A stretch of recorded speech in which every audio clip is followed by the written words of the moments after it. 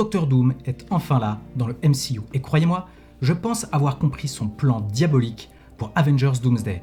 En fait, j'ai tout décortiqué et je suis sûr d'avoir pigé ce qu'il prépare. Attention, spoiler majeur de la scène post-crédit de Fantastic Four First Steps, vous êtes prévenus. Ok, on se retrouve donc 4 ans après les événements du film dans le penthouse du Baxter Building. Franklin a maintenant à peu près 5 ans et Sue Storm sont là, tranquillement en train de lire un livre pour enfants. Mais ce moment de tendresse est brutalement interrompu. En effet, Sue entend un son, perçoit une anomalie et active son champ de force.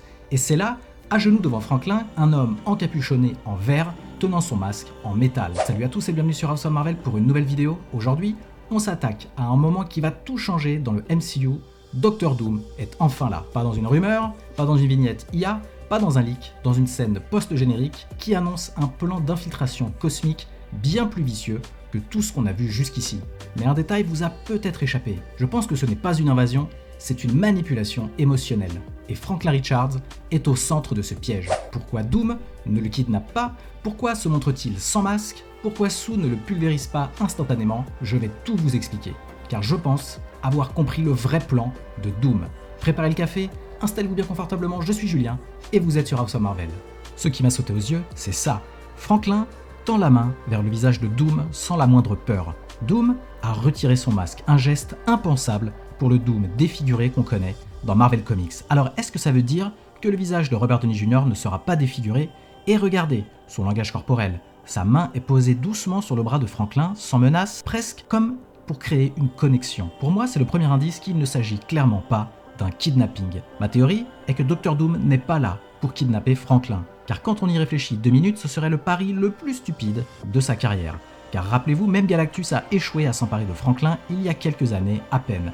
Doom, lui, n'est pas suicidaire. Doom a tout vu, toute tentative de force déclencherait la fureur de sa mère Sue, et quand on connaît sa puissance, ce n'est pas rien, mettant le plan de Doom à l'arrêt complet. Sue a stoppé Galactus, elle pourrait clairement stopper Doom. Non, je suis persuadé ici que Marvel Studios est en train de nous tromper, et que lorsque nous verrons cette scène, je pense au début d'Avengers Doomsday, le ton sera 100% différent. Je prends les paris. Je suis donc persuadé que Doom est ici pour demander de l'aide, ou du moins pour faire semblant d'en avoir désespérément besoin. Ses vraies motivations? Une obsession comme d'habitude. Mais alors pourquoi Doom, le maître de la Latverie, qui refuse de se rendre au rassemblement humaniste de la Future Foundation, aurait-il besoin d'alliés? Eh bien je pense que la réponse se trouve dans une ambition qui dépasse l'entendement. Je pense que ce Victor Von Doom vient de la Terre 828. Il a tout vu, l'émergence des 4 Fantastiques et surtout l'arrivée de Galactus, offrant d'épargner la Terre en échange d'un enfant, Franklin Richards. Victor réalise que le pouvoir de Franklin, capable de repousser Galactus, pourrait être la clé pour construire quelque chose d'encore plus grand comme Battleworld. Ayant vu l'échec de Galactus par la force, Doom jouera donc un jeu sur la durée. Il doit gagner la confiance des 4 Fantastiques en se faisant passer pour un allié, un scientifique, une voix de la raison. Je suis d'ailleurs persuadé que Reed et Sue connaissent déjà Victor Von Doom, avec qui ils ont eu des divergences idéologiques passées. Mais alors, pourquoi cibler Franklin spécifiquement? Eh bien simplement, car Doom a vu Franklin réaliser l'impossible en ressuscitant sa propre mère. Doom sait que Franklin possède un pouvoir immense et qu'il pourrait l'utiliser de plusieurs façons. Il pourrait l'utiliser pour ressusciter sa propre mère, même si je ne vois pas comment cela pourrait faire du sens dans cette histoire. Il pourrait voler le pouvoir de Franklin, comme avec le Beyonder dans les comics, mais là aussi je ne vois pas comment un Franklin sans pouvoir pourrait avoir du sens, surtout avec la fin de Secret Wars, où il est censé avoir un rôle capital à jouer. Dernière possibilité, il pourrait grâce au pouvoir de Franklin retrouver Wanda, mais je pense que Doom pourrait manipuler Franklin pour créer son Battleworld, et c'est ça qui est pour moi le plus plausible. Ok, là, on entre dans l'œil du cyclone.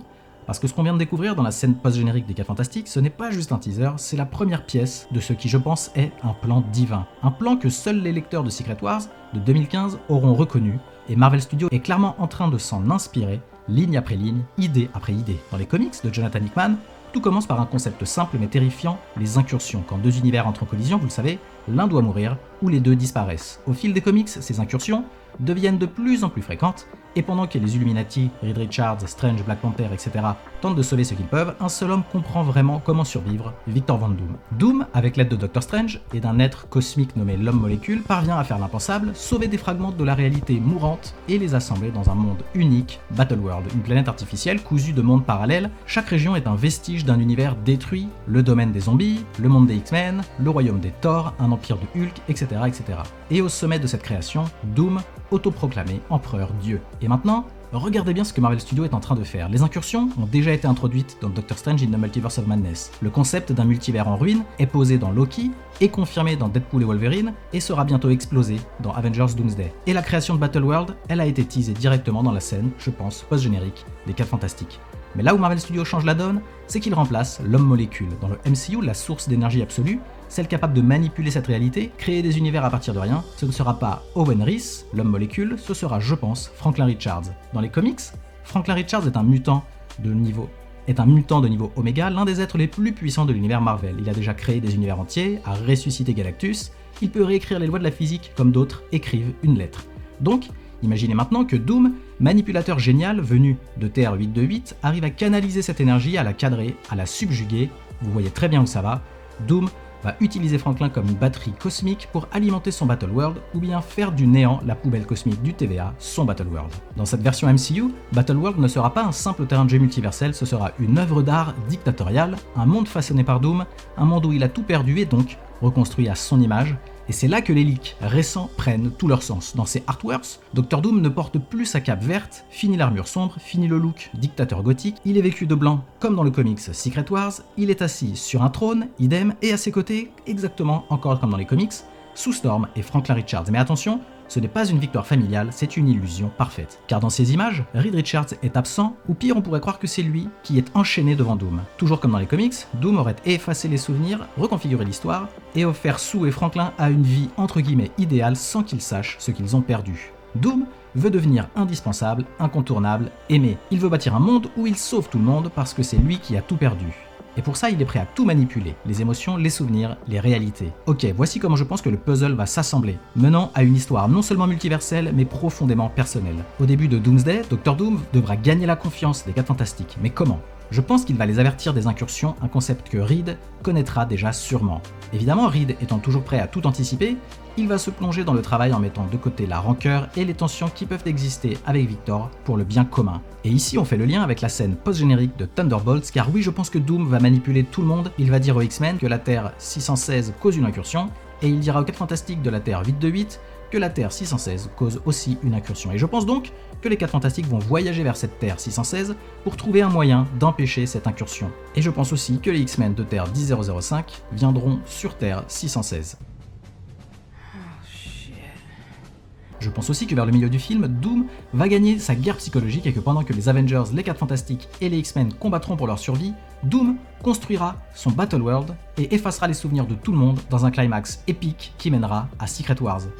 Il prendra Sue pour épouse car on apprendra qu'il l'aimait et adoptera Franklin comme son fils en revendiquant que Reed est trop absent car toujours occupé à sauver l'univers. Et c'est là que Marvel Studios touche au génie narratif pur, je pense. Dans ce concept, il semblerait que Reed Richards soit enchaîné ici, impuissant, contraint de regarder sa propre famille, Sue Storm et Franklin, debout aux côtés de Dr Doom, le regard vide, comme si tout était normal, comme si Doom était leur sauveur, leur repère, leur monde. Mais le plus cruel, c'est ça. Ils ne se souviennent même plus de lui, pour eux Reed Richards n'a jamais existé, et pourtant nous, le public, on sait. On connaît leur histoire, on connaît leur amour, on a vu cette famille se battre ensemble, souffrir ensemble, protéger Franklin à tout prix, on sait à quel point Sue aimait Reed, et à quel point Reed s'est battu pour elle, pour leur fils et pour leur monde.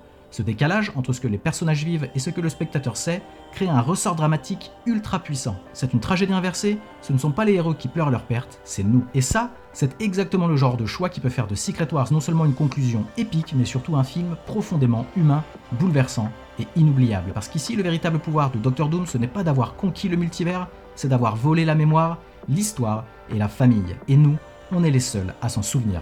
À vous de me donner votre avis maintenant. Est-ce que vous pensez que Dr Doom est sincère? Est-ce qu'il veut vraiment protéger le multivers? Ou est-ce que tout ça n'est qu'un leurre pour manipuler Franklin et reconstruire un monde à son image? Est-ce que Sue Storm pourrait vraiment le croire? Est-ce que Reed Richards pourrait vraiment perdre sa famille sans même qu'il ne s'en rende compte? Faites-le moi savoir en commentaire et n'hésitez pas à me faire parvenir vos théories, j'adore les lire et en débattre avec vous, et comme d'habitude, merci d'avoir regardé cette vidéo. Si elle vous a plu, merci de la liker et de me donner votre avis en commentaire. Aussi, pour ne pas louper mes prochaines vidéos, abonnez-vous et activez les notifications. À la prochaine sur House of Marvel.